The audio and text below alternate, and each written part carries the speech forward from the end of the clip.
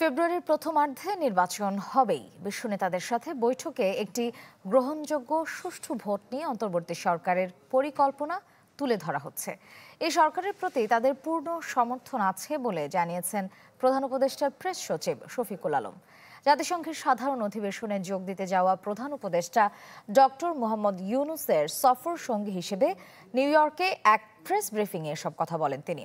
এদিকে মঙ্গলবার সামাজিক উদ্ভাবনের মাধ্যমে অর্থায়ন গতিশীল করার বিষয়ে সরকারি বেসরকারি খাতের নেতাদের এক বৈঠকে যোগ দেন প্রধান উপদেষ্টা। জাতিসংঘ সাধারণ অধিবেশনের ফাঁকে ওয়ার্ল্ড ইকোনমিক ফোরাম এই অনুষ্ঠানের আয়োজন করে। আমি বুঝি নির্মাণের শিল্প, সালাম স্টিল বোঝে ডিউরেবিলিটি। সালাম স্টিল মোস্ট ডিউরেবল স্টিল। ফেব্রুয়ারিতে ইলেকশন হতে পারে না, ফেব্রুয়ারিতে ইলেকশন হবে, হ্যাঁ, ফেব্রুয়ারির প্রথমার্ধে। তো সেই বিষয়টাও জানানো এবং সেই যে আপনি 15 বছরের যে মিসরুল, যেই ধরনের অপকর্ম করা হচ্ছে, সেগুলোর থেকে বাংলাদেশের যে ডেমোক্রেটিক ট্রানজিশনের জন্য কি কি কাজ এই গভর্নমেন্ট করছে, সেই কাজগুলোও সবাইকে জানানো যে কি ধরনের রিফর্ম এই গভর্নমেন্ট এনেছে।